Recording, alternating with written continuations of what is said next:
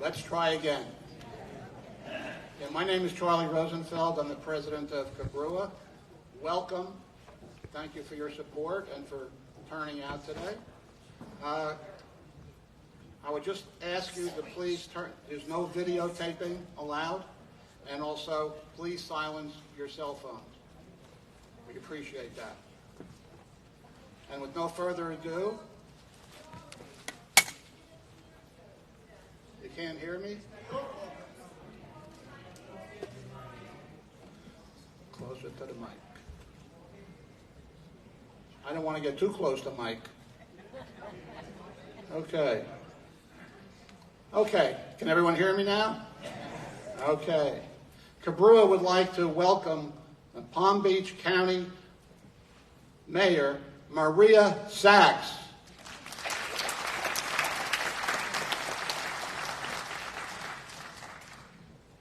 Good morning, Century Village. How's everybody doing today?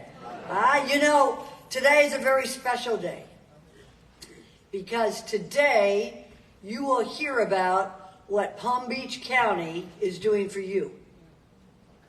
I'm not only the mayor of the county, I represent you in the county commission.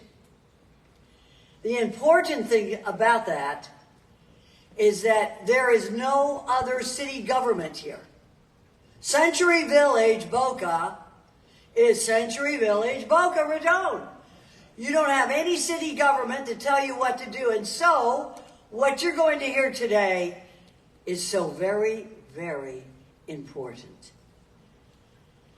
There is a couple of stars here in our audience.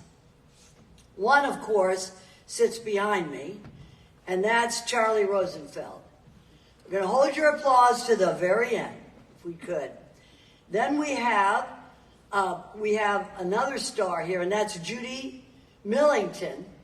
You know, I'm going to tell you something that maybe you don't know. Maybe you do. During COVID, the state of Florida was one of the first of all the states in the United States to get the vaccine. There were 2 places in the entire state of Florida that were able to get the vaccine first. Did you know that that was Century Village right here? Right here. And Judy helped out so much to make sure that everybody here who wanted it, who qualified, and you know what? We all qualified here. Had to be over 65. I was one of the first to qualify. And we all were able to get the vaccine. And I remember Judy being able to take care of everybody here who wanted that vaccine. So this is a very important place. And you should really be very grateful and thankful that you live here. And so much of that is because of what you do to make our whole county a better place. Another person who's a star here in the audience is Mike Limoncelli. Is he here? Mike, or did you walk out already? Get another cup of coffee. Well, Mike was here, and so was Stan Siegel, and I see Stan Siegel sitting right over there. Thank you so much. Now let's have a good round of applause for all these folks. What we're going to hear about today is going to come from our Executive Director of Planning, Zoning, and Building, and that is Whitney Carroll. You're also going to hear from our Deputy Director of Planning, Zoning, and Building, and that is Cindy Hoskin. All of our speakers are certified. They are all licensed. They are all Palm Beach County employees. At the very top, you're hearing from the very top here. These speakers include the Code Enforcement Director, Building Division Coordinator. There's going to be about 8 Palm Beach County directors all employees that take care of our buildings and zoning. Other speakers, and everybody loves our EMS officers. We've got Captain Dave Collado, and of course from the sheriff's office, and we love those deputies, don't we? You see them patrolling around? Do you feel safe here, folks? I do. I feel safe. I really do. And a lot of that is because of Rick Bradshaw, our sheriff. And today is going to be speaking Detective Michael Walsh is going to be here today. So we're really going to be hearing from the top people of the Palm Beach County government. And remember what I said, when there's an issue, you don't call the city of Boca Raton. Don't call the city of Del Rey. You call your Palm Beach County government. You call me. You contact me, and I will make sure that we will get the right people here for you. Now, why is it that I care so much about this place? Now, let me tell you a personal story. My father-in-law, Sam Sachs, lived here for many years. He just passed away. Rest his memory. He died at 102. Lived here many years with his beautiful wife, the best mother-in-law anybody ever had. That was Nina. And blessed memory. So every time I pass by Century Village, I get a warm feeling in my heart. So just know that if any of the other 225,000 people are in District 5, that this place is very, very special to me. So, without further ado, and you know what my name is, right? Maria Sachs. My mom was Italian. I married into a wonderful family from Jackson Heights, Queens, New York. Anybody here from New York? All right, good. Okay, so we got a good crowd here. Don't get too rowdy. Okay, I'm going to introduce, at this time, I'm going to introduce a gentleman, Ryan Perez, who's going to speak to you about everything you need to know when it comes to certification, building codes, and everything you need to know when it comes to the county and county staff. And by the way, if, again, Maria Sachs, you need anything, you call me. Okay? Thank you so much. Thank you, Century Village. Let's get this party started. Let's go.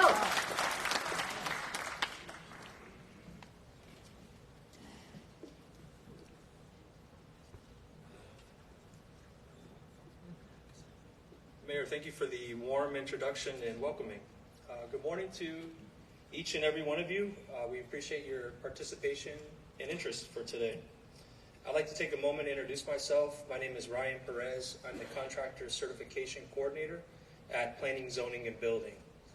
Today I aim to provide you with some tools and resources and tips to help you and guide you to ensure working with contractors processes to encourage your safety.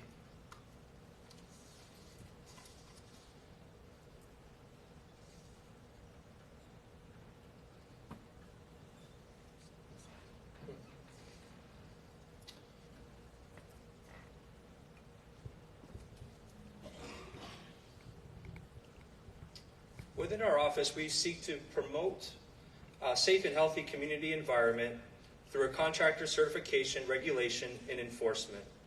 We also seek to prevent citizens by unlawful contractor activities. How do we do this? We're going to regulate through a contractor certification program countywide, and we also want to ensure that the certification process in technical and trade skills and business stability are to perform the work. We want to monitor and investigate unlawful activities to minimize the impact on residents and industry professionals. We want to ensure partnerships with city, state, local, and law enforcement officials. As a result of this, every year we assist our residents in preventing thousands in would-be losses.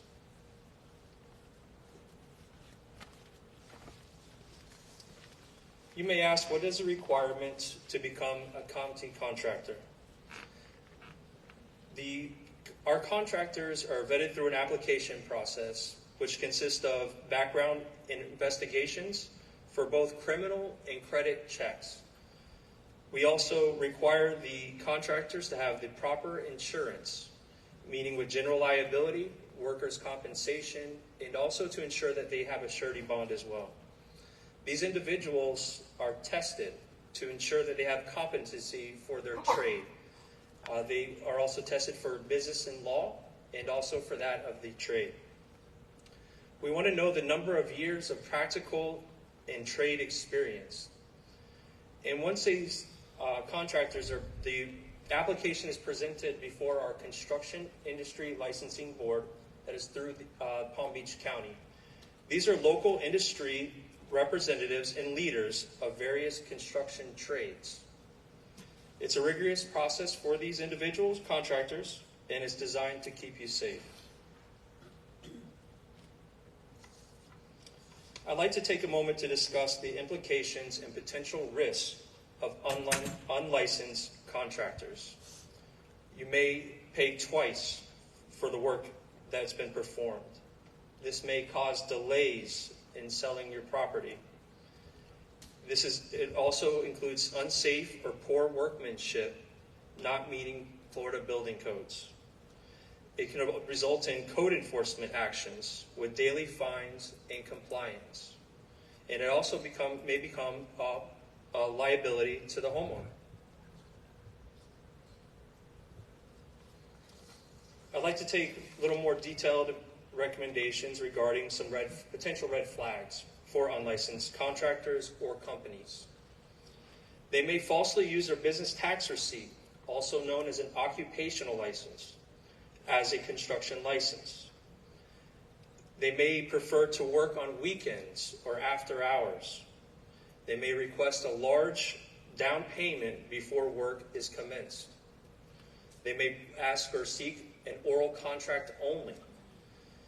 They may be unable to provide certificate of insurance, also advertise without the contractor license number, and some may obtain permits through other contractors.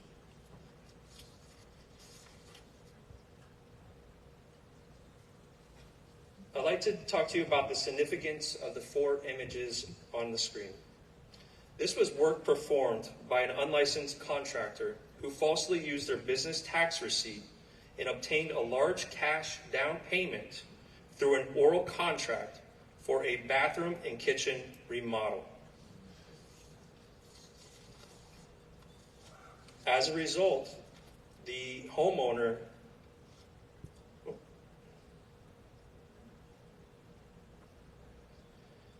these red flags should have been taken into consideration prior to the work commence. The contractor in this scenario worked after hours and weekends. There was also an oral contract, no paper contracts documenting, no license was provided. The individual was not licensed nor insured for this work. And as a result, the homeowner ended up paying twice for the work commenced. It ended up resulting in a delay of selling the property to obtain the necessary permits to commence the work. It also resulted in unsafe and poor workmanship, not meeting Florida building codes.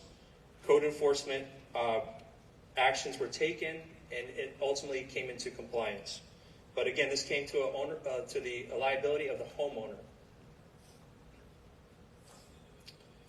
Be aware of some false advertisements. These are 3 examples of business cards, which you can see illustrate a nice, pretty picture, offering services such as paving, roofing, also popcorn removal, and interior-exterior painting. All 3 of these have in common, they're not licensed, although it may appear as if they are licensed to do so. To avoid these processes and to better assist, we have a quick and easy step to verify contractors. This link is found on our county website. It's a contractor and information status. You could search by either the license number, a contractor's name, company name, and also the classification or trade. And in our database, you'll find over 40 trades or classification for construction and over 14,000 licensed and insured contractors. Below, you'll find an example of an air conditioning contractor. In this example, the individual has a license that is with a status as active and carries the necessary general liability and workers' comp. In the next example, you'll find a county contractor. However, the license is expired. Just keep in mind that with this, it could avoid any potential loss, and you want to protect your money. We've included our contact information here. You can contact our office via telephone and also by email. Below, you'll find a link to our website, which will include the contractor information and status. This concludes the presentation, and at this time, if anybody may have any questions, I'll be happy to answer them. To the phone number? Yes, sir, absolutely. And we also have brochures as well. If you'd be happy enough to stop by our desk when exiting, we have brochures and pamphlets that do include this information as well, too.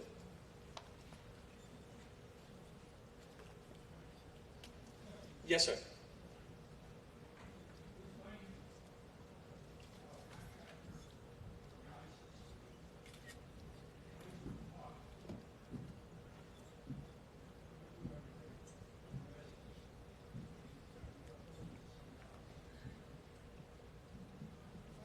Saying, contractor could come in to you, get all the licensing information, come to a resident, tell them everything, come to an agreement, and then send in people to work and not see that licensed contractor again.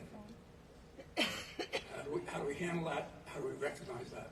Yes, sir, and thank you for your question. So each license holder is the qualifier to the company. The license holder is the individual who is tested and ultimately responsible for the work or services being performed under that scope of work for that contract. Ultimately, the license holder is held accountable to administer the work and also to complete it. I hope I was able to answer your question.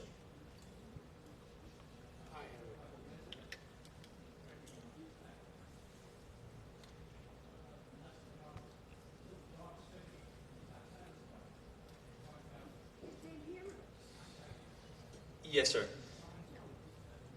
In that scenario, my suggestion or recommendation would be to contact our office, and we can maybe assist further and look into a possibility or potential of a complaint being filed. And that's something that our office would be able to assist you with. Yeah, I'm a disabled veteran, and I re-injured some injuries that would not allow me to step over my tub to take a shower. And the only course of action I was told was to cut a notch in the tub. Cut a notch in the tub. Well, if I did everything properly, from the time I injured myself to the time I got permission, how long would that take? First and foremost, thank you for your service and question. As it relates to your question or inquiry into the installation of a bathtub or cutting into that. A shower. It would have been a shower instead of the bathtub. Yes. I would allow you to ask that question to our building department, as that may require a specific permit, but they'd be able to explain in detail about the process in which to perform that. So you don't know the length of time it takes. Thank you. You're welcome.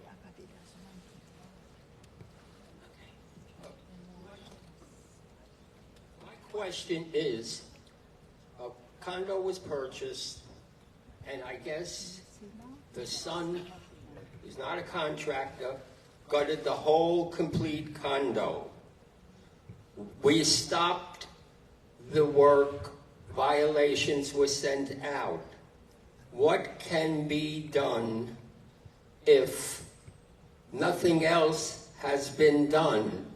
One of my questions is, if you get a licensed contractor, would they be taking over the job, or they wouldn't want the job?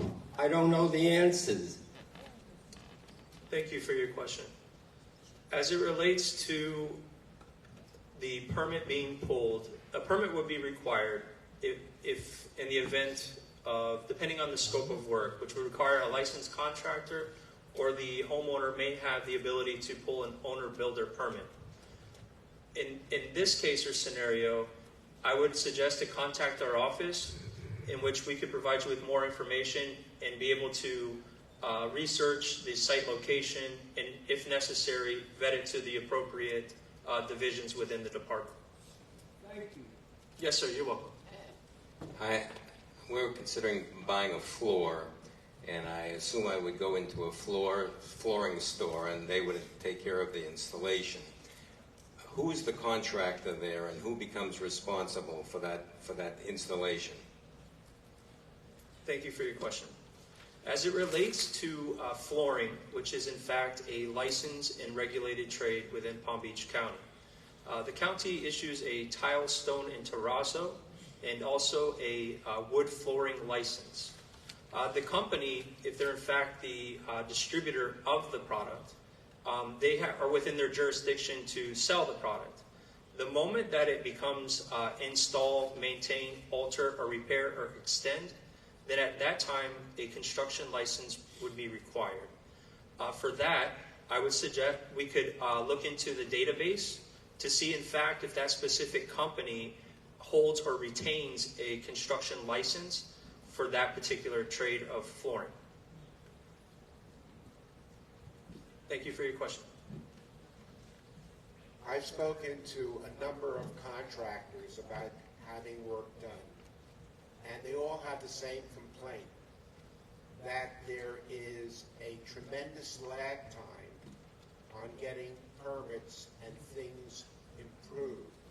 Is this indicative only of the contractors here, or is this a problem that exists throughout Florida? Thank you for your question. As it relates to the permitting process, any request or inquiry, I would recommend to speak with either a representative from our building department, but as it relates to any specific question to licensing or enforcement, those questions I'd be happy to entertain.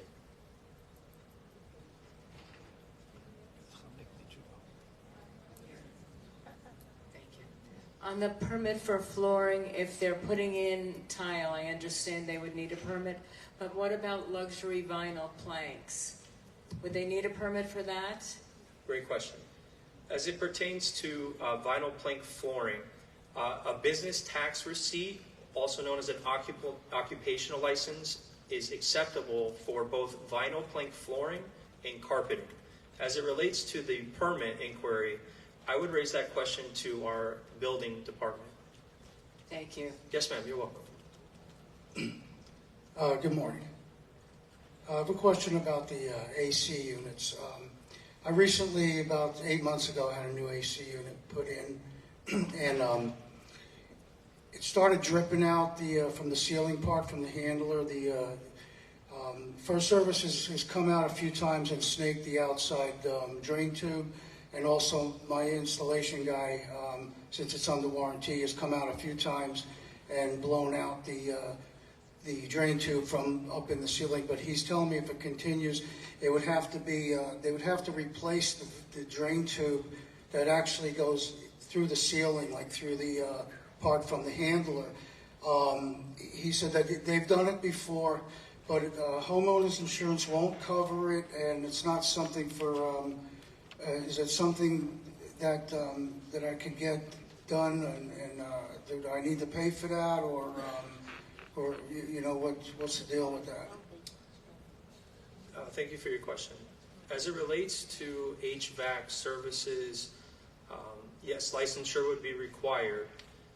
As it relates to a permit or the process in which to obtain a referral for services, I would suggest or recommend that we could look into our contractor information and status to find the appropriate licensed and insured HVAC contractor. In terms of the scope of work or the services, that would certainly fall under a certified air conditioning contractor. He's a certified air conditioning guy that I got the product from, and they do a lot of work in Century Village, so they're pretty well known. I wouldn't. He said that his company would do the work. My question is, because it's inside the wall or the ceiling in the condo, it's not covered under the warranty that he's done, okay? Because it's not his work or lack of craftsmanship or whatever that's causing it. It's just a clogged drain tube that can't be blown out or something like that. Don't understand it totally myself, but my question is, if that needs to be opened up and replaced, who would cover that? Would I have to pay out of pocket? Because he already said he won't cover that, and homeowners insurance usually doesn't cover that. So. Got it. In that situation or scenario, I would suggest or recommend to contact our office. Mm-hmm. We could speak. I'll refer you to one of our investigators, and they can speak with you about the process of looking into investigating this contractor. That would be my suggestion or recommendation for that scenario. Good morning, Ryan. I have a question for you. Thank you for your time and your information. Appreciate it. Yes, sir. Thank you. My name is Alvin. I'm from Financial Association. How do you mitigate some of the unlicensed people from coming in and doing the work? I mean, obviously the homeowner calls them to do so. How would a resident or a director go about stopping that? Yes, sir, and thank you for your question. First step would be to inquire about the appropriate licensure. I would visit you can request that from the contractor, asking them for verification of a construction license, either issued by the Department of Business Professional Regulations or a county-issued license. You may also check our website and search via the contractor full legal name, also the license number, company name, and this will give you verification if they're in fact licensed. In the event that they're unlicensed, we would suggest or recommend that you contact our office, and we can look into that particular company or unlicensed contractor. I accept and understand what you're saying, but most of the time they're day laborers or they're working and they know they're unlicensed, so they're difficult to approach. So how do you go about? I mean, could you take a picture of their license plates and then send it to you, and you can follow up? Yeah, any documentation such as photos, contracts, we would take that for consideration most certainly, and we would want to. You would need to contact our office, and we would certainly be able to assist you further with those processes. Okay. So besides the consideration, you would follow up on it. You would actually take action. Yes, we would need to first receive the complaint form and go through a procedural process, but certainly we would look into that. Thank you for your time. Appreciate it. Yes, sir. You're welcome. Thank you. Hi. I have a question. You mentioned homeowner's license. There's a type of license you can get if you're doing work within your own home, I guess. Could you elaborate on that, and perhaps on a website that you have information about the kind of work that could be done with that type of license? Yes, thank you for that question. On our website, you can find the construction trades and licenses that we regulate within Palm Beach County. As you mentioned, we do also include a list of those licenses and the scope of work in which they are able to perform. That's for specific to any construction license. If your inquiry is about the performing a company within your home, that may be something with a business tax receipt, depending on where you're zoned. But as it relates to the construction licenses, yes, we do include the list of licenses and scope of work that they're able to perform as well. Hey folks, we've got a lot to cover, so we're going to move on to the next presentation. And just know, everybody that's here today, the experts, will be able to talk to you afterwards if you've got for more questions, but we want to move on with the program. Hi, my name's Cindy Hoskin. I'm the Deputy Executive Director here at PZB. I did also want to reiterate, I think that last question was regarding owner-builder work. It's not necessarily a license that an owner would get. It's the type of work that you would do inside your unit or your home. And we do have Mike Gogger here with the building department or building division, and he can elaborate on what's necessary for permitting and the type of work that would be necessary for that. So within our department, obviously we have multiple divisions, and Ryan did an excellent job discussing things like unlicensed contracting and maybe even improperly licensed contracting, which is also something to be aware of. Just because someone holds a license doesn't mean they hold the proper license.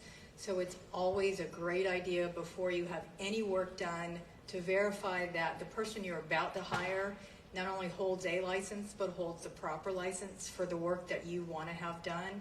That can be a very simple, quick phone call to our licensing division, or you can go online and check. There's multiple ways to do that. And I also wanted to bring up that although we do quite a bit of investigation for unlicensed or properly licensed contracting, we are in the process of starting a program in cooperation with the Palm Beach Sheriff's Office, and in that regard, there is criminal activity occasionally that occurs in some of these situations, and they will go further into that detail on what they do and cases that they have. But we are working to establish a referral program so that this type of activity, while we're catching them maybe on the front end, we're pursuing this all the way through, if it's appropriate, through criminal prosecution with and in conjunction with the Sheriff's Office. So to that end, let me introduce Detective Walsh, who will provide more information.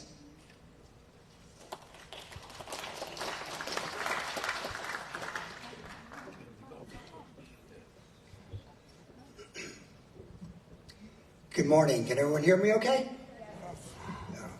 So, again, my name is Michael Walsh. I'm a detective with the Palm Beach County Sheriff's Office, and I work right here in, this is called District 7, West Boca area. Our office is at the intersection on the west side of Clintmore Road and State Road 7. We're here today to offer a perspective on the criminal aspect of some of these contractor issues. Here with me is our criminal analyst, Tim Aramo, and my personal bodyguard. As you can see, Tim's a large man.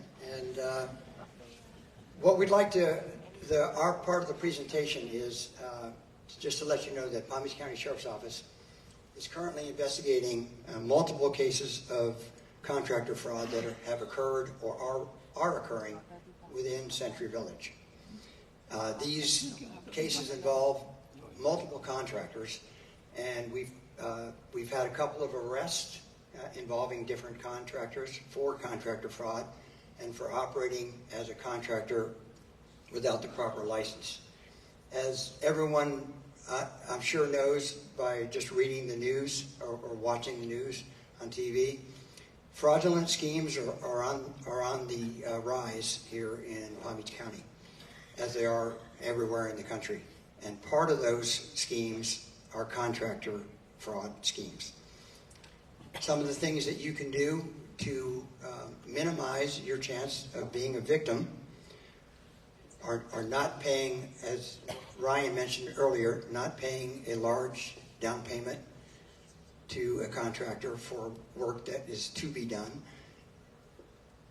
Always having a solid written contract with dates, firm dates in there, when the project will start, when the project will be permitted, when the project will be, parts of the project will be completed, and to pay only for what services or what work has been done.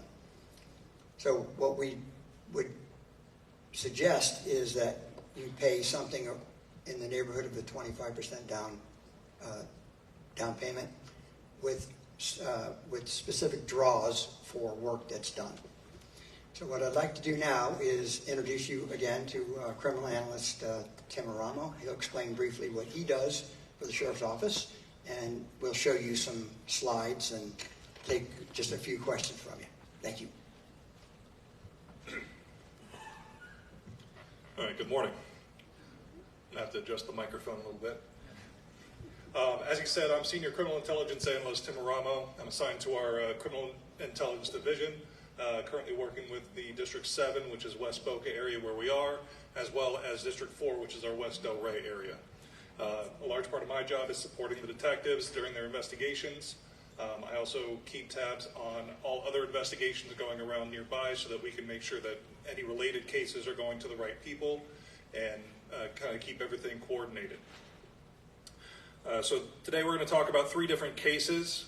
None of the details in here are specific to a given case, but they are relevant to that case, so that we can kind of give you guys an idea of what we're looking for when we're working a criminal case and we're working with the state attorney's office to prosecute somebody. This first case, there was a contract signed to complete renovations within a condo. 50% deposit was paid down by the homeowner. The contractor did not obtain any permits and then ceased all communication for over 90 days and then ignored a demand letter that was sent via certified mail. So again, as he pointed out, paying a large down payment, if we find out that the person is an unlicensed contractor, and as was brought up before, someone that may not have any ties to the area and may try to flee, that money may be difficult to recoup or get back to you. So you want to make sure that your down payment is reasonable both to the contractor and to yourself. Case 2, this was a contract to demolish and replace walls and appliances for a condo. The owner provided a 25% down payment. Workers began demolition, but then at that point, no further work was done. Homeowner contacted the contractor several times, every time made excuses over the phone, but failed to respond to that demand letter. We're going to reinforce the demand letter several times because that's going to be a key point if you do end up in a situation with a criminal fraud on the contractor's behalf. That certified demand letter is required by Florida statute. So we're going to talk a little bit about that, and obviously we'll be here afterwards if you have any specific questions for Detective Walsh. This was another one. A contract was signed to install impact doors and windows. Again, a large 50% down payment was provided. After 3 months, no permit had been filed. A demand letter was ignored after 6 weeks, and the contractor has not answered any calls or texts. So again, per the statutes, when they sign the contract and they collect more than 10% for a deposit, they have to apply for that permit within 30 days. And then once the permit's been approved, they have 90 days to initiate the work. Anything that, once they start missing those deadlines, that demand letter needs to go out via certified mail. So if you're in a situation with a contractor where you believe that this might be going sideways or they're not meeting any of their deadlines, make sure that you not only speak to an attorney if you feel that you need one to represent you for the case, but you can also contact us at the Sheriff's Office. We do have detectives here, as with Mike Walsh, who have worked these contractor cases before and can let you know what needs to happen going forward. Thank you very much.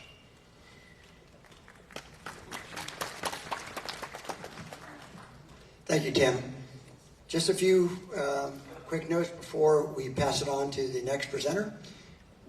As all of you know, here at Century Village, you're required to fill out or complete an alteration application form anytime you do any major work in your condo. This form, once filled out and turned into your property management company, whether it be First Service, Crest Management, or whomever, this ensures that they have checked out the contractor, they have made sure that you have the necessary permits that have been issued for your particular job, and your property management companies also verify the licensing and insurance of each contractor. I know a lot of times we don't always like all the rules and regulations that the condo associations mandate, but they're very important in cases whenever you do construction work on your condominium. If you do work with an unlicensed contractor and he does damages to your condominium, or he does shoddy work and your condominium starts in the third floor starts leaking water, it affects the people on the second floor and on the first floor, and those are things we just don't want to do. We'll be available after the presentation for any specific questions regarding criminal cases or regarding a case that you feel you may have. We're more than happy to advise you on any information you may need from us. I want to thank both Cindy and Lucia from the county for inviting the Sheriff's Office to come and make this brief presentation. And again, we'll be available for any questions, comments, or concerns after the meeting. Thank you for your attention.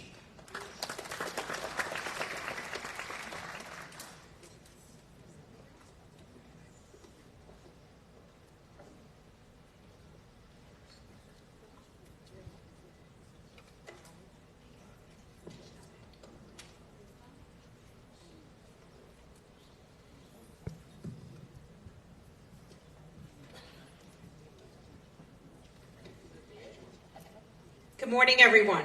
Can you hear me? Okay, I do not have a quiet voice, as you can tell. And yes, I'm the other person from New York, not from Queens, but from the Bronx. So, yes, I did hear some claps, thank you. Second thing I want to say is happy May 8th Day. Do we know what May 8th is? What's an important day? I have veterans in my family. Yes, ma'am? Besides that, it could be, and I like that since I'm a woman. It's Victory in Europe Day. Happy V-Day. It's the end, marking the end of World War II. So thank you to all the veterans that are out there. Thank you to all the people that fight, and most importantly, the people that are home that support the troops that are out there supporting everybody else. So, who am I? My name is Michelle Pagan. I'm the Director of Code Enforcement for Palm Beach County.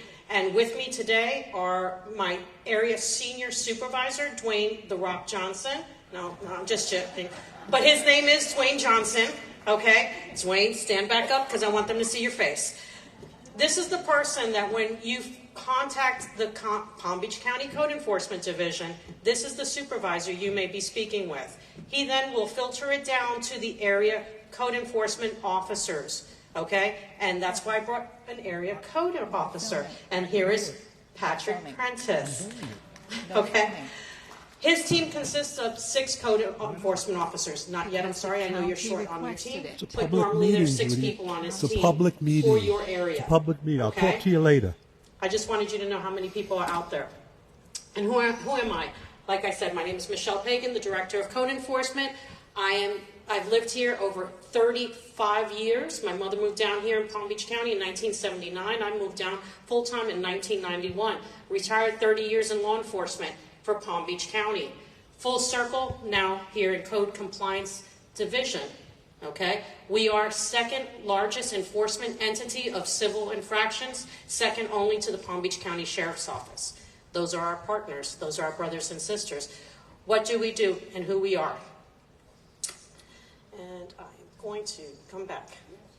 Like I said, we investigate and enforce all the civil violations in unincorporated Palm Beach County. That means we don't go into Delray Beach. That means we don't go into certain areas that are incorporated Boca Raton, okay? We are here in Century Village. Why? Unincorporated Palm Beach County. Though we are all one big family, what happens? We start having little sections, little municipalities, okay? Doesn't mean we turn a blind eye to anything. So if there's something that's going on in an incorporated area and we receive the complaint, we contact that municipality. We just don't blow it off. And vice versa. Excuse me for my voice. I'm sorry. I flew in last night. That's not a joke. 3 o'clock in the morning. So please be patient with me. What do? Like I said, we do unlawful land use investigations, housing and property maintenance, which is our number one probably in a lot of different areas. Fire prevention, our partners here from Palm Beach County Fire Rescue is going to follow up, and we're going to talk to you later about it. Our code ordinances and our building regulations. I'm big on pictures, and this is what I want to show you. Here are some of the violations that we look at. Of course, this is not here in Century Village Boca Raton, but this is Palm Beach County. We don't look at little individual areas and turn blind eyes. We're one big family here, right in Palm Beach County. These are our different communities. We are a very varied community.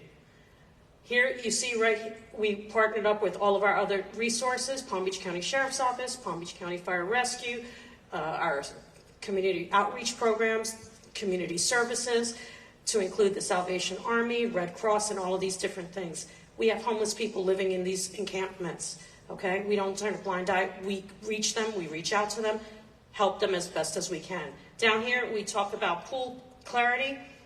Doesn't just happen in private houses, also happens in communities where property management companies go belly up or just not doing the right thing. So we enforce the pool clarities. If you go on over here to the bottom left-hand side, your bottom right-hand side, that's the property maintenance codes right there for just the grass. It may sound silly, but how would you like to be living next door to someone who doesn't maintain their property? Next thing we know, we're receiving complaints about vermin living in the tall grass. Woman cannot walk her grandchildren by because why? Little snakes and vermin running out of the tall grass. Little problems like that, and Palm Beach County Sheriff's Office is going to share that. Broken window theory, you take care of one of the small little things, it takes care of the big things. That's the little thing, and that's an easy, manageable thing to take care of. Next thing, this might look a little bit more familiar to you. Okay, I'm not going to steal the building department's thunder and contract certifications and PBSOs, but this is a lot of the very common complaints we receive in Palm Beach County, especially in communities such as yours. Illegal, unpermitted renovations. I understand sometimes you need something done, and it takes time, but you need to do it right. Do it once and do it right. If you hire unpermitted contractors, if you do things without permits, how do you know it's getting done right? More importantly, you need to be good neighbors. If you look at one of those pictures, what is it doing? Holding up the second story. How would you like to be the person living on the second story, not knowing that your neighbors underneath you are doing this type of significant renovation? And your floor that you walk on may collapse. And how would you like to be the person living on the first floor, knowing that your neighbor, who you like very much, their structure has been compromised? Or, tragically, and in the extreme, collapse and somebody get hurt. We don't want that to happen, and that's why we take these things seriously, okay? Next thing, exterior and disrepair, another common one. You'll notice the balcony, the spalding and everything like that, and the concrete. If you see that, I understand. You need to report it. You could report it to your property maintenance people, and then from there, they can take care of it. If they're going to an extreme and it's not getting taken care of, that's where we get involved. You have to allow your property maintenance people the opportunity to make the repairs. Report repairs that you see that need to be made. Report it to them first. If they're not getting taken care of, that's where we come into play. We should not be your first resource if you notice the paint is chipping or if you notice a little something is chipped. Report it to the people who are going to ultimately be the ones responsible for fixing it.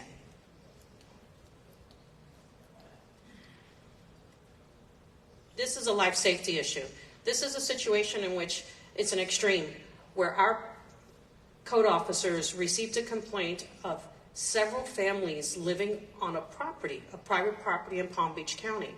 If you look, what was happening was these were individuals, didn't have a lot of money, didn't have means, okay? And they created this community, houseboats on land. If you notice the construction here, makeshift construction just to provide them shelter, illegal wiring all over the place, sanitary issues, there were no plumbing. And this is the type of investigations, these are the type of cases we investigate. These are the extreme. To take this, though, we also showing the positive aspects of it. What happened at the end? Partnering again with PBSO, community outreach services, all of the different people in Palm Beach County that we can. And it's not a perfect system, but we do a phenomenal thing about it. And we're always learning and we're always adapting to it. If you notice to your right, that picture is what happened afterwards. That's the end product. We cleared it out. Most of the people were able to be placed in different facilities, okay? Throughout this presentation, you may have heard that I'm saying the word compliance. What is compliance? That's our goal. We are the enforcement entity of Palm Beach County Planning, Zoning, and Building, but that we fall under a much larger umbrella. The compliance is what we want, okay? We go out, we receive a complaint, and there's many ways that we receive complaints, but when we do receive one, we reach out to the person who's responsible ultimately to repair or correct that. And most of the time, people are like, I just didn't know that I needed a permit for this. Okay, well, here's the information. That's compliance. They resolve the issue on their own. Then there's times where people don't want to do anything. They ghost us. They don't communicate with us. We're knocking on doors. We're leaving flyers. Nothing. Well, then we have to take it to the next level, in which we then start documenting. We start issuing notices of violations, and there's a process to that. Okay? And even then, when we're working with you all through that process, our goal is ultimately what? To make sure that everything is taken care of, that it's safe, ultimately for all of you. That is compliance. So compliance is our goal. We don't stop at enforcement. We continue through compliance. We ask that you always communicate with us. The process sometimes does not happen overnight. Sometimes you cannot get a permit within a month. Sometimes permits are kicked back because why? They don't have the proper documentation when they're submitted, when the applications are submitted. Things happen. Architects ghost their clients, or maybe there's errors in the application. We understand that. As long as you maintain communication with your code enforcement officers, we will work with you through it. If you're having issues, maybe we can help you through where the kink in your process is. It might not be with us, it might be somewhere else. Create a compliance plan. Once you're notified of a violation, we tell you, we give you the basic steps to go through, what you need to gain compliance. Again, it gets back to communicate. If you don't understand it, you need to communicate with that. Compliance achieved. Once you achieved compliance, that's all we want. Your cases are closed. You're safe. The community is safe. The quality of life, the one less headache you have. Responsible ownership builds good neighborhoods and communities. And the most important thing, and everybody knows in Palm Beach County, right? Our property values have gone up. How to file a complaint. This is what everybody wants to know. How do I notify Palm Beach County Code Enforcement? Well, you have several ways to do it. The first way, you can call us. Our main number, 561-233-5500. It's on the board, and I'm going to give you lots of material so you have that information. The second way, if you're tech savvy, you can email us. Our PZB code at pbc.gov is our email address for our complaints. There are things you need to do, though. Remember I told you that we're second only to Palm Beach County Sheriff's Office in regards to our enforcement of compliance issues? Well, we are governed by Florida State Statute 162 that requires certain things. You must provide us your name at the time you file a complaint. Why do we have that? Because there were some people out there, many years ago, that would call on different neighbors just to harass their neighbors, weaponized code enforcement against their neighbors. So now we require your name. We require an address and an explanation of what the violation is. If you can't tell us what a violation is, how are we going to know? And our resources are limited, and we maximize those resources. So the next way you can do is you can go online through our portal, go on our website and it has the information, and you could go through that as well. You can call us, email us, however is more convenient to you. The next thing is our officers initiate those cases as well. They're not turning blind eye. They're not just looking at things. They're also receiving and going out there and seeing them and initiating those calls. That's the end of my presentation. But with that being said, I'm going to ask you, please hold your questions because we do have another segment and we want you to get all of the information and we are not leaving. We're not rushing. So please hold your questions. Oh, we do have one segue from Patrick Prentice. Yes. He is your area code enforcement officer, so I am going to give this to him. All right, so I come in here every week, complaints you guys make, which I'm fine. I love it here. It's great. I just wanted to let you guys know, I don't know if anybody's from Wolverton B in here, the Wolverton area. I've had about 8 complaints in the last 3 days about construction there. I was there yesterday. There's permits for everything they're doing. In fact, they're required to be doing the work there because it's structural and it's important that it be done. Now, I will say they cannot be doing work before 7 a.m. or after 10 p.m. and not on Sundays. But between those hours, between 7 and 10, they need to be doing that work. And I do apologize for the sound and the noise and all that stuff, but it's got to be done, okay? But you can call me anytime if you have questions. I'm in this area, like I said, almost every day. I'm going to be turning this over, but one thing I was asked to remind everybody of, outside, there are guides to services. This is your resource to Palm Beach County. This is my Bible. Again, remember I told you I've been here in 30-something years working in law enforcement and everything? I have mine, original one from 1992. And it looks like a hot mess. I wrote everything on it. But this is your guide to services for Palm Beach County. We are in it. Everyone on this panel is in it. Please make sure you take one before you leave.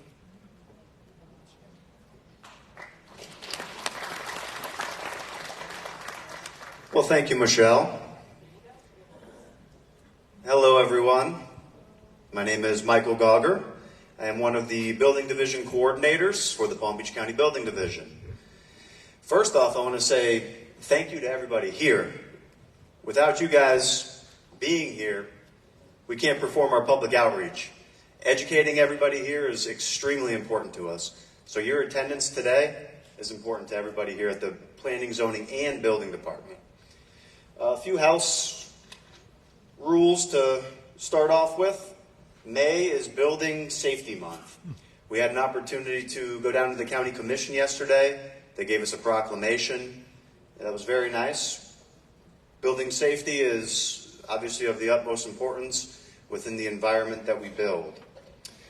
Also, I'm not sure if everybody's aware, but we have an office down here in the south. It's off of 345 South Congress. It's in Delray Beach. It's our South County office. Beginning Monday, it's going to be open from 8 to 5, 5 days a week. Doug Wise, who's our building official, he was sorry he can't be here tonight. I would like to say that we are very fortunate to have Doug as our building official in unincorporated Palm Beach County. Doug is one of the most knowledgeable individuals within the building community. A little bit about what we do. We ensure life and property safety in the built environment. We issue permits. We review plans and construction documents. And we also perform the inspections throughout the construction process. We do this by enforcing the building code compliance. Building code compliance, what we look for is the minimum code requirements. We're not coming out to check what color your contractor painted your walls, if you have scratches on the tiles. We're looking for the minimum code requirements that are required by the Florida Building Code. We also participate in code development and education like we are here today. The 2023 Florida Building Code is going to be going in front of the board next Tuesday for the Palm Beach County amendments. A little bit of facts and figures to make sure that you guys know what we do. Every time you call up at the office, if you don't get somebody right away, These are the numbers that we're doing. I promise you we are working. We're not sleeping up there. In the fiscal year of 22 to 23, we did over 216,000 inspections that were documented. We issued 73,000 permits. We did over $2.5 billion in permitted construction value. And then we reviewed, on average, 150,000 permits. Some of the permit procedures, always check with the building division before beginning construction. So if you have any questions, call the building division. The contact information will be at the end of the presentation. Please take that down. If you have any questions, if you're unsure of what kind of construction needs to be done that needs a permit, please call us. Permits are required for projects such as electrical, mechanical, structural, and all types of plumbing work. Follow-up inspections are always required, providing safety measures to protect the life and your property, your home. Popular condo permits that we always get requests for, or the gentleman I heard before, these are the tub to shower conversions. These require permits. Interior alterations, kitchen, bath, wall removal, different layouts. I think you guys saw some pictures earlier about people removing walls. You create unsafe structures. Without the proper contractors doing the work, you never know what you're getting. If you're replacing the kitchen cabinets, those walls that you have in these multi-family units, they have fire resistant ratings. So you need to make sure that you're pulling a permit before you change out the cabinets as well. It's important. AC and water heater change outs. Now a change out is a little bit different than you guys see the tankless water heaters that everybody's switching to. That's not an easy change out. You need a plumber as well as an electrician to go ahead and change that out, making sure that the loads are available for your units. Replacing impact windows and doors, all require contractors, licensed, insured contractors. All work must be performed by licensed and insured contractors. Extremely important. Some risks. Non-compliant work in one unit can affect another unit. Say, for example, you install a water heater. You're on the second floor. That water heater bursts. It leaks because you had somebody that didn't know what they were doing. It leaks to the unit below you. You're responsible for that. Damage caused by unlicensed and unpermitted activity could cause major damage. Also, condemnation of your building. We don't want to have to kick anybody out, but if it's unsafe to the public, we have to. And the owner may be liable for any damages associated with work permitted by an unlicensed contractor. Always hire licensed contractors. Projects that may not require permits. Fixture changeouts in the same locations. So if the top of your toilet breaks, you can go ahead, that may not require a permit. Again, call the building division if you're unaware. We're happy to answer that question for you. Receptacle and light fixtures in the same location. Again, call the building division if you're unsure. You're allowed to change your own light bulbs, but when it comes to the fixture, depending on the electrical loads, you may need a permit that may be required for that repair. Water heater repairs. A lot of people confuse this with a replacement. There's a heating element inside of the water heater that does not require a permit. It's not changing out the entire water heater. That's just the piece that goes inside that heats the water. And installation of the interior floors, which someone mentioned earlier, that does not require a permit. But again, anybody you hire must be properly licensed and insured.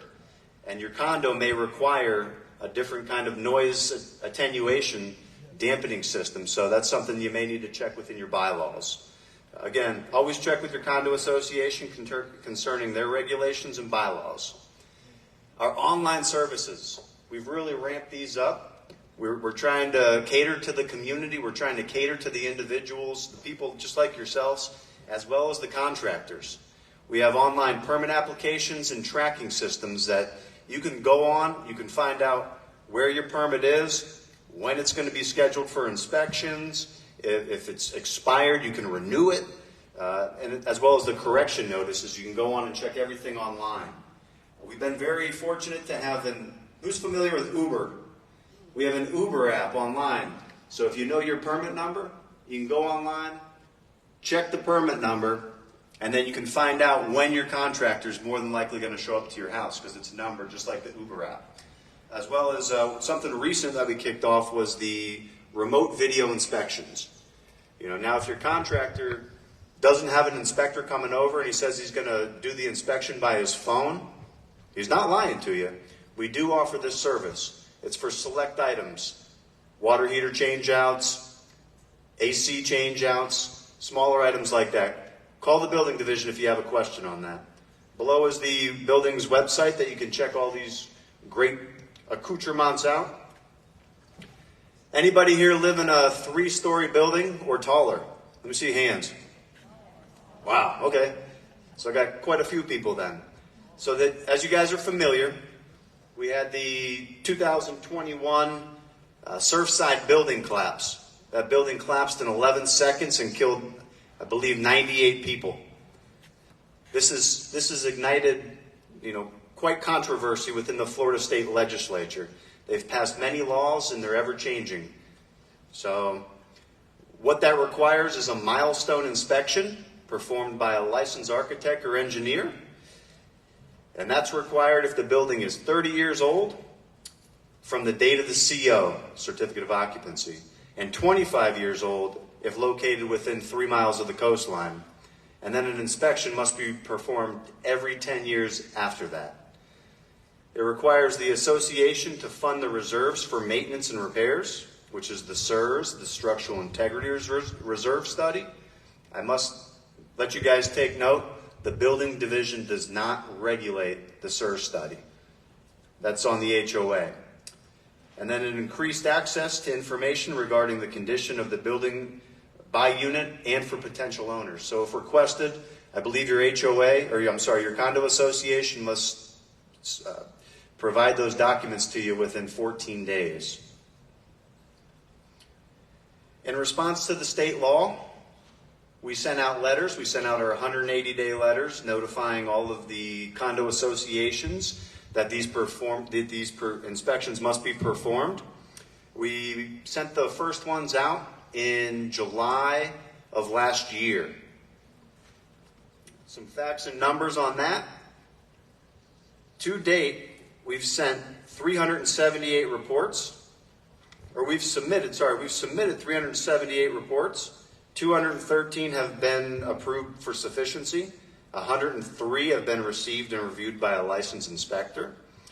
31 received and are pending review.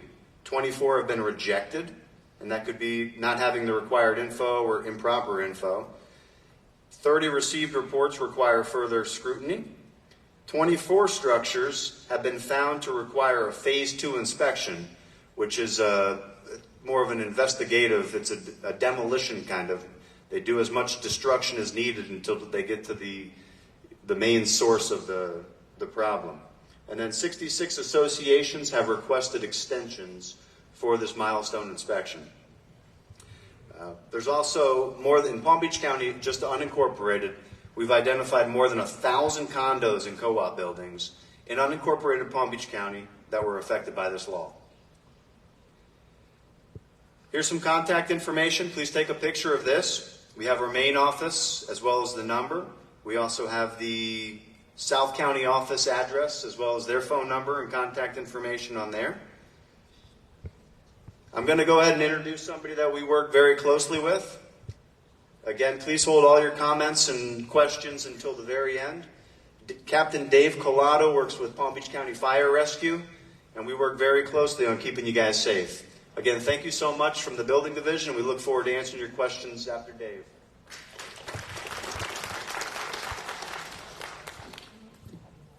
Good morning, everyone. Let's try this again. Good morning, everyone. Now we're talking. My name is Dave Collado. I'm with Palm Beach County Fire Rescue, as you can see. I would love to say that they saved the best for last, but I'm the only one that wore a tie today, so I figured they saved me for last anyway. So what I wanted to do is talk to you a little bit about, the redundancy. Everybody up here has been talking about permits and building construction and everything else. But at the end of the day, redundancy is what's going to get this job done. The fire department, is part of the building department. The motto for the fire service is we are here to save lives and property. So everything is important to the fire department. Because a lot of people say, well, why is the fire department even involved? Well, because we're there to protect you and your house. It's not just responding in the big, pretty red trucks and throwing water onto the wet stuff on the red stuff. That's what we do. But if we could avoid responding and throwing the wet stuff on the red stuff, then we're doing our jobs. I've been in the fire service now going on 37 years. So I started when I was about this big. And so I love what I do. I love serving our community. Our community is extremely important to us. You are what makes the community. So when we show up, and if it's for an inspection, if it's responding for a rescue or what have you, it's one big family. When I was asked to come and do a talk or be part of this, I definitely was extremely happy to do it. But then when he told me where it was, I was even more excited. Because where you're sitting right now, after the renovation of this theater, I was the one that did the inspections on this theater. I also did the inspections over on the pool side, the new pools in the interior, the dining area. So 3/4 of this building, I've actually done the inspections on. So to me, coming back here is kind of neat, and to see this beautiful theater. So the reason I tell you this is because if you ever thought, am I safe in this building? I can tell you, you are safe in this building. So now I'm the supervisor for the men and women that come out and do what I did as an inspector. So I've taken a lot of my experience, I've shared with them, and we are in the process, because we're always moving forward, of making it better, better, and better.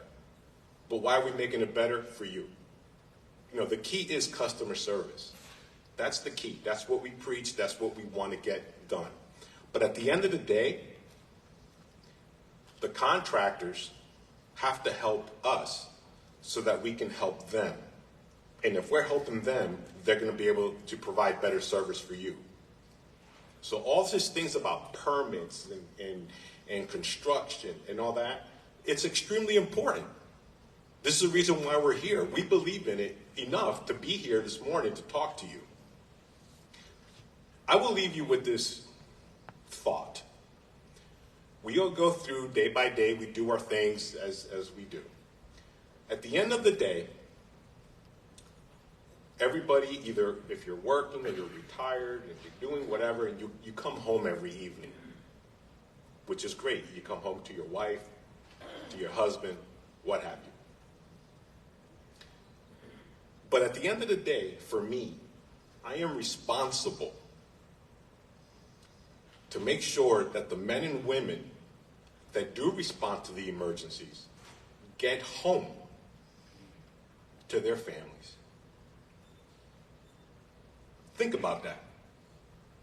What we take for granted every day, coming home to our families, I have to ensure that those men and women get home to their families. Big responsibility. So when we tell you that it's so important to get permits, it is so important to get a certified contractor that is licensed, is because if everything is being done the correct way, we minimize those men and women going out to try to put the fire out or to do all these rescues, and they can come home to their families. Thank you for your time. I appreciate you, and I appreciate being here. Have a great day. All right, thanks, guys. Now we can do some questions. I did forget to mention and introduce my bodyguard, Mag Majid. He's the assistant deputy of the inspection, so he's in charge of all the inspectors for the building division. I think they have microphones downstairs. I'm going to move over here so we can kind of group together and answer everybody's questions all at the same time.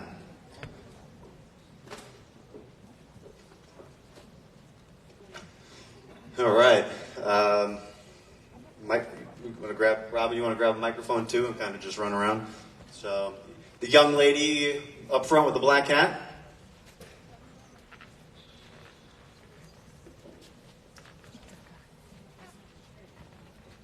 And if you guys have any job-specific questions, we'll be available out in the parking lot afterwards.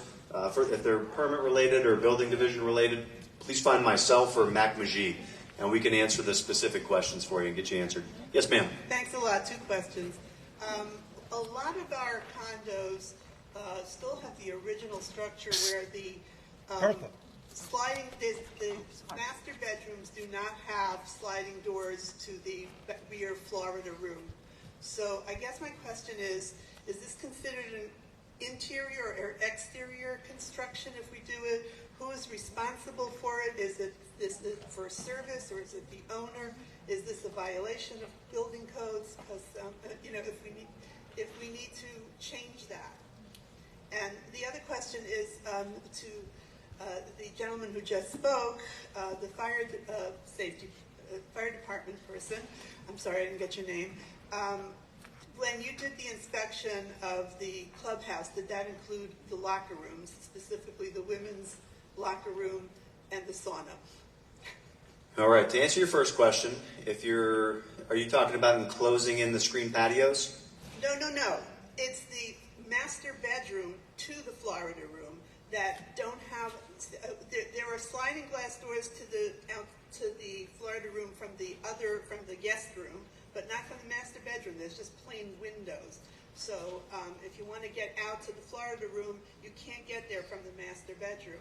A lot of people have already fixed this, but a lot of them are still the original way that they were built. Okay. Well, that would definitely require a permit as well as a licensed contractor. So call the building division, and we would be happy to guide you in the right direction. Is First Service by any chance responsible for that, or is it the homeowner's responsibility? First Service, I'm not familiar with them. I mean, we are the building division. We issue the permit to contractors. And I think to touch on something that contractor said earlier as well, the condos that you guys live in are multi-family units. You cannot do owner-builder in multi-family units. So you must hire a licensed contractor, properly licensed contractor as well. Let me pass it back to the fire gentleman. Dave? Sorry, I just want to jump in real quick too. Obviously, as condominiums, you have condominium documents and association requirements too, so we would not be privileged as to the information as to where you as a homeowner or condo owner's responsibility leaves off versus where your association does. That would be something you would need to check your documents to determine. But to what Michael was saying, yes, that type of work would require a permit and a licensed contractor. Thank you. To answer your question that was posed to me, yes, that includes the women's locker room, the whole 9 yards. Anything in this building is considered commercial, and we will inspect it and make sure that everything is done right, from the fire alarm, fire sprinkler, exiting, emergency lights, the whole 9 yards. It's all about life safety. That's what it comes down to. If I may piggyback on what Mike and Cindy were saying, in regards to the window going from the master bedroom out into the Florida room, there is a code in our local amendment, this is fire, that prohibits having a window to exit into an enclosure. So if you have screen only, and which is to us is considered open to the outside, then you can have the window. That's not a problem. But as soon as you put a window wall or you enclose the patio, then at that point in time, you're going to be required to change that window to a door. It could be a side swinging door, it could be a sliding door, but it would have to be a door in order to access it. I hope that answers a little bit, clarifies a little bit. Thank you. And to Dave's point, if you're doing an enclosure of that patio, at the time you're doing the enclosure is also the time that that plan would be reviewed to ensure that your fire would review it and make sure that that window would become a door, so that both would happen at the same time.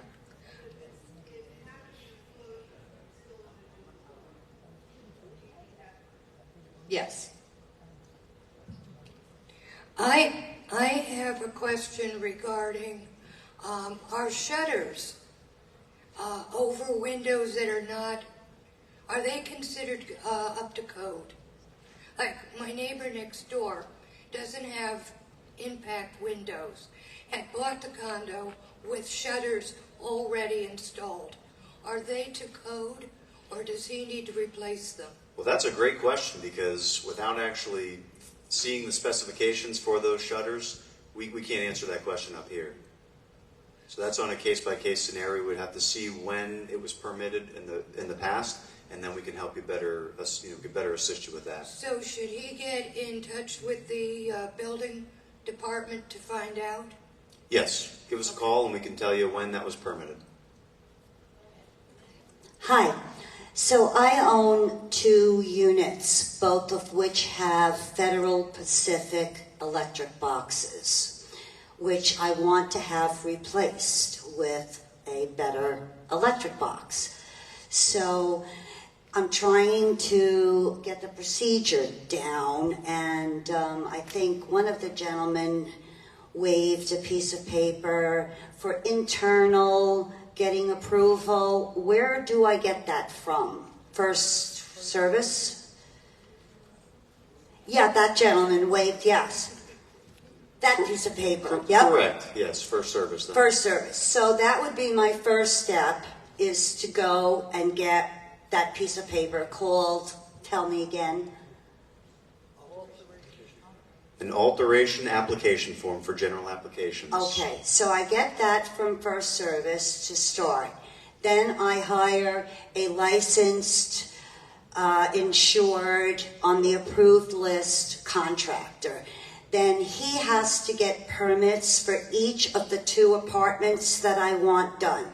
So do you guys, including, our people, do you have any idea from the day I get that piece of paper and submit it, how long that takes to do it right? Okay, well that's a great question. Thank you. And it's a very subjective question at the same time. So depending on the contractor, we can only work as fast as we can at the building division. We're governed by Florida State Legislature, as far as the time limits that we're required to pump out permits in. And I gave you the numbers earlier. We are doing an absorbent amount of permits. So we're maxed out right now. I think we're at the 20-day range as far as reviewing the permits. And it's tough, and we're working. We can always better. Everybody can always better themselves. Every day we're trying to make it better. But to answer your question as far as how long it would take or should take, you make sure you do your due diligence on the contractor that you choose. And as long as they're submitting the proper documents and we're reviewing it the first time and they're getting approved, you'll move along a lot quicker. Because we do have contractors that submit documents that are, it takes multiple revisions to get those documents approved.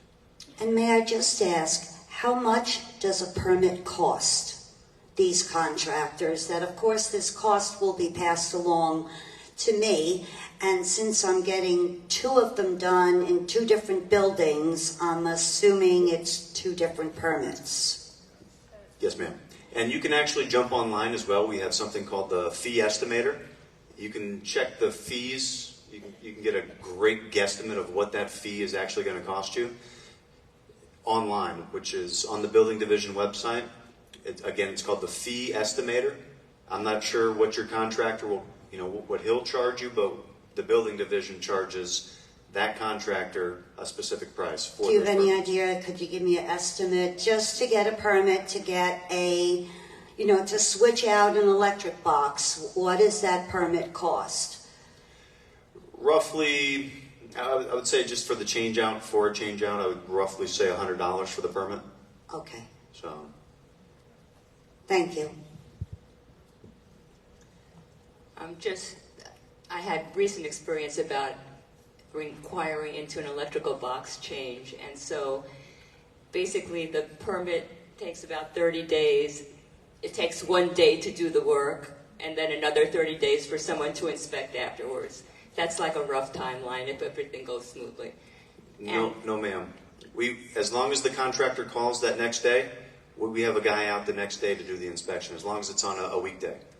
Okay, well, that's what the licensed electrician told me.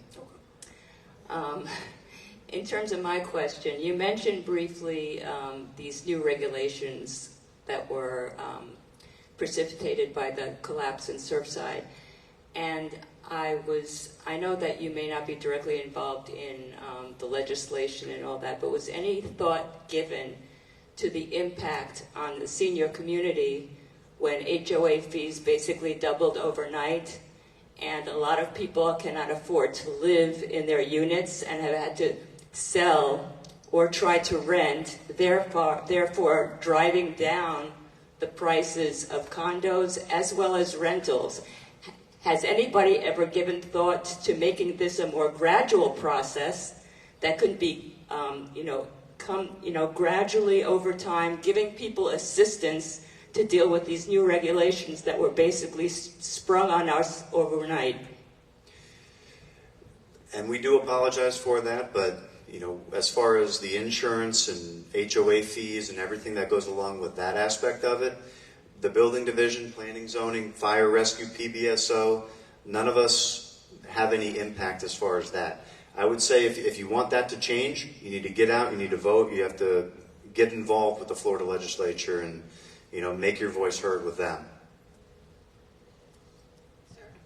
Yeah. Can one of you address the Florida lien law and how it's being abused by contractors?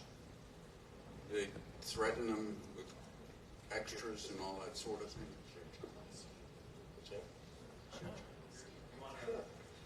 If you can explain to the people here where they stand as far as if a contractor threatens to file a lien.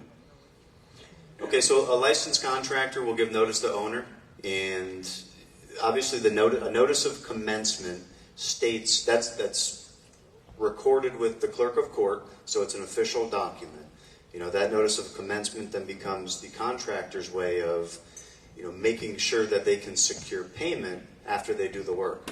Believe it or not, there's people that are untrustworthy out there in the world, and they don't pay their contractors. Before I started at the county, I'm a Florida state certified building contractor myself, and one of the worries that you always have is making sure that you get paid. Lien law protects the contractors. Right, but the situation I've run into is where a contractor tries to hit you with extras that aren't signed for and threatens to file a lien if you don't pay. So we can't give legal advice. No, I understand. But if you have a contract for a specific amount and that's what you've signed for, then that's where your notice of commencement comes in. It's on the amount that you agreed to pay. If you have additional amounts that you did not agree to in writing for, that you have no agreement with the contractor to pay, then at that point you can report them to our contractors division, and at the same time, obviously you can seek legal counsel as well, but you can report that to our contractors division. Yeah, well, in this case, they filed a lien, and then we contested it and explained to the contractor that wherever he goes into court, he's going to have documentation, which he didn't have. So, all right, thank you.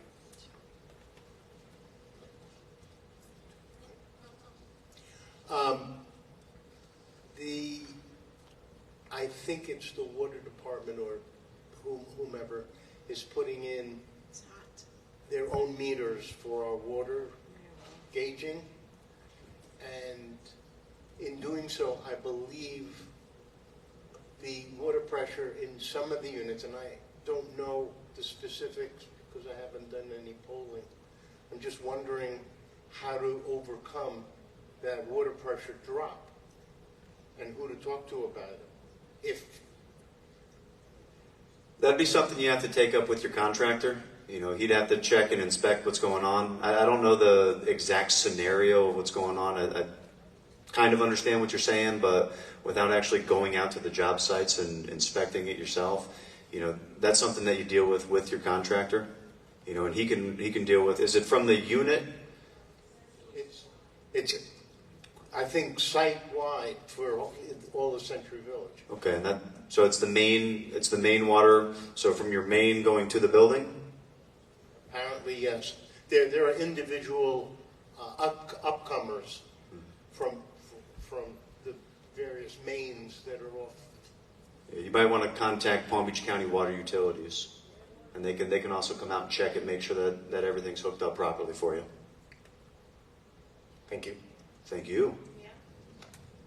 Me, I got Mike. Woohoo! I got a question. We have been discussing the interiors of the apartments. What about the laundry rooms? Do we need permits to work on the laundry rooms? Yes. Okay, that's number one. Number two, in the process of discovery, we found that there is asbestos underneath the flooring that is in the laundry room at the present time. So we need to get permits to have that removed, and we need hazmat to remove it. Contractors, they give a specific license to asbestos removal. If I'm not mistaken, Ryan can touch on asbestos contractors. Yes, as it relates to the asbestos, that would require a mold assessor, and also to remediate or remove would require a remediator license that is issued from the state. Issued by the state. So this has to be done through First Service first with a permit, and then goes to you, then through the state? Yes, so you would first submit your application with First Choice. You would need to find and locate a contractor who holds or retains a mold assessor or mold remediation. Asbestos removal, there's a certain process to adhere to, and of course it would also, my understanding, would require a permit as well. Okay, thank you so much. You're most welcome. This is a new water heater installation. On March 28th, I hired a supposedly licensed contractor to install a Bradford White 28-gallon new water heater. And he told me all I needed was a copy of his license, and he put it in and it was done. I am concerned now with all the information you've given us. Did I do it incorrectly? What do I need to do to protect myself as the next step? Okay, great question. And we currently have something called the decal program. So depending on which contractor you have, they might have been part of the decal program. We're sunsetting the decal program at the end of this year. So it's going to go away. Now that we have the Video Pro inspections and Video Inspection Pro, we can actually check out every single job site, every single permit that is being issued through this remote video inspection process. They use their smartphone and they hold it up there. If you have a question, you want to make sure that it was properly done and it was permitted, Yes. call the Building Division. Call which division? Building. Building Division. Yes, ma'am. I shall do that. Yep. And you got the Thank you. contact? You got the contact info I earlier? wrote it all down. Excellent. Thanks so much. You've all been terrific. We're happy to be here. Thank you. Anybody else? Again? Yes, sir.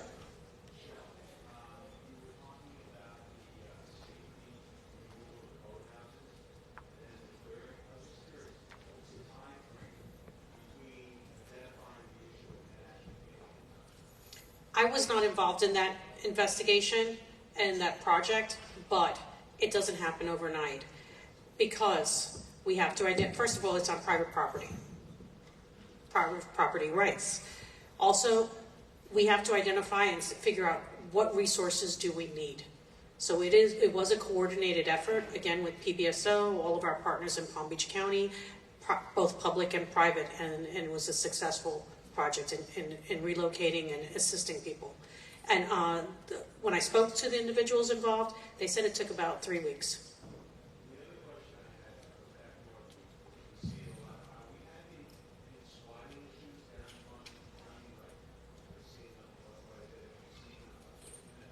We get that every year. Can you repeat the question? So the question is, have we seen homeless encampments, squatters, both on private properties and in public areas, basically, am I correct? That is very much a seasonal, and PBSO will speak on this as well. It is very seasonal. Yes, we do have some that are here year-round, but we do always see an uptick during the winter months. Why? If you're going to be homeless somewhere warm as opposed to up north where it's cold, and they do travels down south. Again, Palm Beach County does an amazing job both in the public and private sectors of assisting homeless. Yes.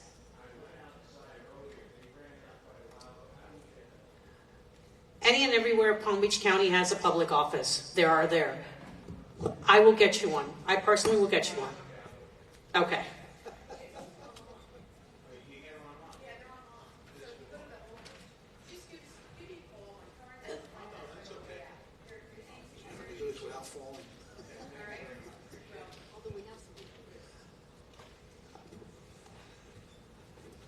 Thank you for coming. We appreciate it. And I want to thank you guys. You all did a great job and hope to have you again in the very near future. All your departments and divisions, a lot going on. I learned a lot today. I'm sure everyone else did as well. Take care.